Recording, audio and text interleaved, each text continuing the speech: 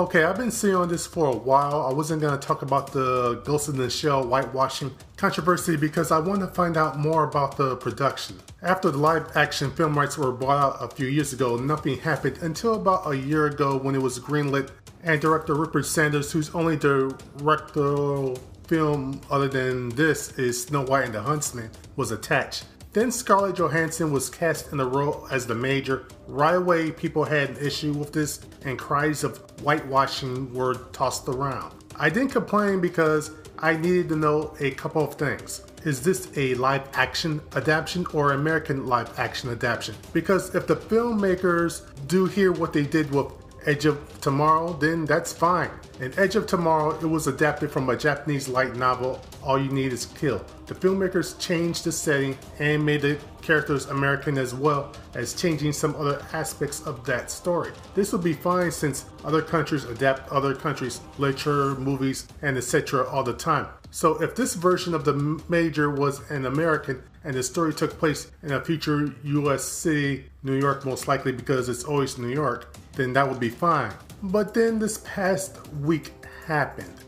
A possible on-set pic of Scarlett Johansson circulated with her looking like Major Kusanagi. Now I have a problem.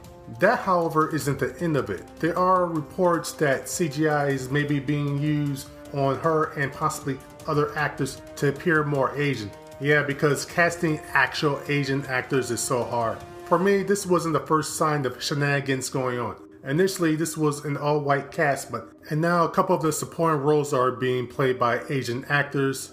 But based on previous experience like Transformers 4 Age of Extinction, odds are they're only there to get box office in Asian countries, and they're not going to have that much effect on the movie. They're probably just like background scenery. It seems Hollywood once again is whitewashing. One of the common excuses for whitewashing is we just want to have the best people for the job. One, that's code for we're too stuck in our ways and we don't even want to try. And two, it's insulting because what you're saying is that different racial groups don't have any good actors. I'm but looking back on it, shouldn't be surprised that more sites aren't jumping onto this and discussing this issue seriously. I've watched several sites where the only thing they talked about in the Ghost of the Shell movie was how Scarlett Johansson looks in a black wig. Ugh. The sad thing is Hollywood has done this for years and still does it today and will continue doing it. They feel that the only way to have a profitable movie is with a white actor or actress at the center of it for its lead. Oh, there are a couple, maybe one exception with Denzel Washington, but even then, not always. And you know what? They will get away with it because one, the mass media won't hold them accountable, and two, the average film goer just doesn't care about it, but they should. As long as that last group accepts everything that Hollywood gives us and doesn't vote with its money, then nothing's changing. After all, Hollywood is just like any other big business. It never initiates a positive change on its own. It has to be forced onto them. But wait, you say, why is it bad when Hollywood does it but not when, say, Japan does it with movies like Attack on Titan or more likely the forthcoming Fullmetal Alchemist movie? Good question. 1. The original Attack on Titan, while it takes place in an unnamed European country, the live action film takes place in Japan. 2. The Japanese entertainment industry isn't as big, extensive, or has as many resources as the US. It's way easier for a US studio to spend money for casting agencies to find and get actors and actresses and directors from around the world and so on than a Japanese one not named Sony. 3. The United States is more diverse than Japan is racially.